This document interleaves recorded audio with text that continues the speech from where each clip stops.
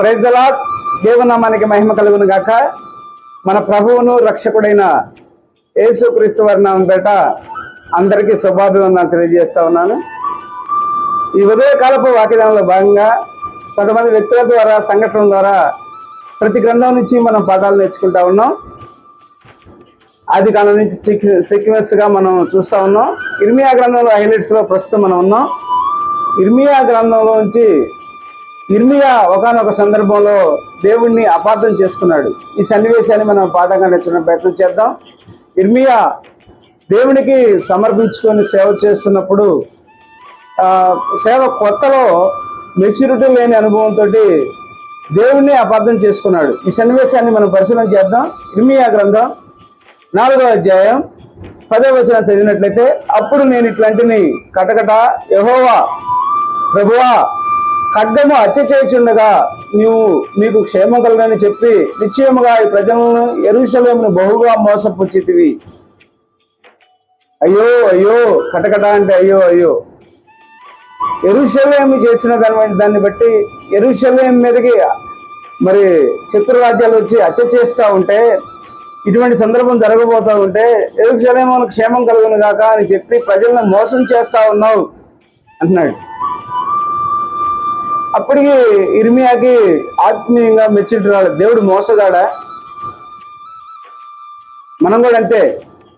December 31 వాగ్దానాలు తీసుకొని, దేవా నాకు వాళ్ళ జీవితంలో వాగ్దానాలు చేయలేదు, అబద్ధం చెప్పామని చెప్పేసి మళ్ళీ డిసెంబర్ కూడా వస్తుందని చెప్పి దేవుడి మీద అపార్థంతో దేవుని అపార్థం చేసుకొని మాట్లాడుతూ ఉంటాం.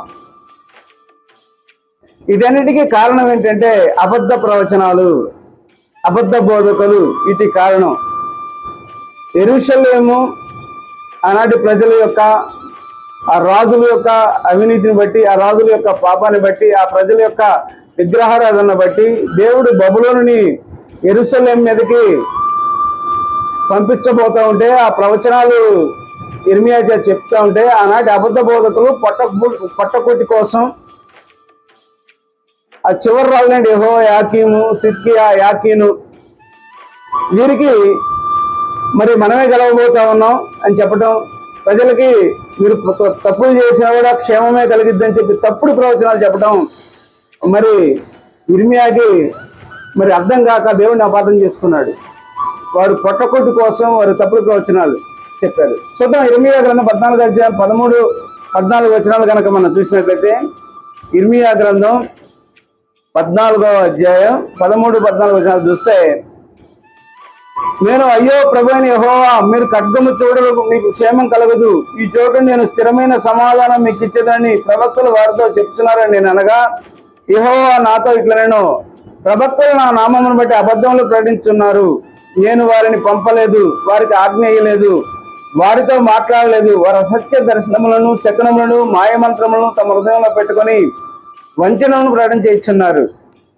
మాయమంత్రములు, తంత్రాలు, వంచనలు హృదయంలో పెట్టుకొని పట్టకొట్టి కోసం, తాము పబ్బం గడుపుకోవడం కోసం, తమ గౌరవం కోసం చేస్తున్నటువంటి తంతు. నేను ఈ విషయాలు చెప్పలేదు. దేవుడు ఎప్పుడు కూడా మాట మార్చేవాడు కాదు. దేవుడు ఒకటి చెప్పి ఒకటి చేసేవాడు కాదు అన్న సత్యాన్ని మనం తెలుసుకోవాలి.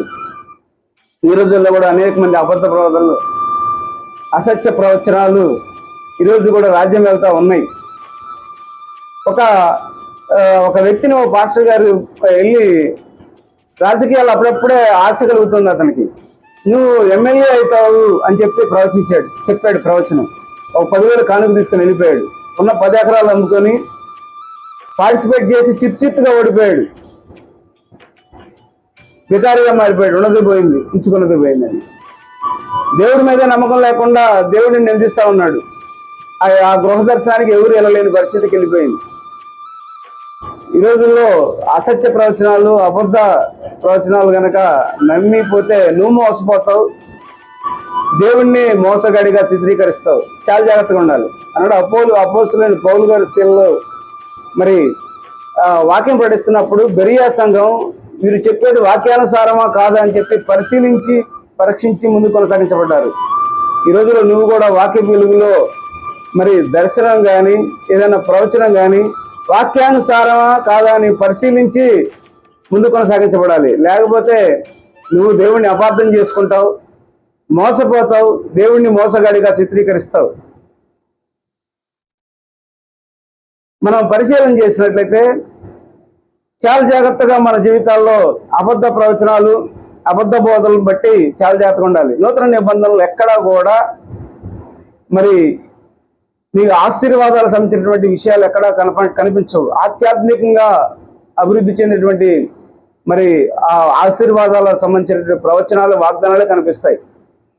కాబట్టి ఎన్నటికి కూడా వాక్యపు వెలుగులో నీకు వచ్చిన దర్శనాన్ని కానీ, వాక్య వెలుగులో నీకు ప్రకటించబడిన ప్రవచనాన్ని కానీ వాక్యానుసారమా కాదా అని చూసుకొని ముందు కొనసాగించబడాలి. లేకపోతే జీవితంలో నష్టపోతావు, జీవితంలో మోసపోతావు, దేవుడిని మోసగాడిగా చిత్రీకరిస్తావు. అలా కాకుండా వాక్య వెలుగులో ముందు కొనసాగించబడాలి. దేవుడి మాటలు వెలుగులో దీవించి ఆశీర్వదించను గాక. ఈ వీడియోలో నచ్చినట్లయితే లైక్ చేయండి, షేర్ చేయండి, సబ్స్క్రైబ్ చేసుకోండి. అనేక మందికి ఈ వాక్యం స్ప్రెడ్ అవ్వడానికి మీరు కూడా పాలిభాగస్లో ఉండి. God bless you all. అందరికీ వందనాలు.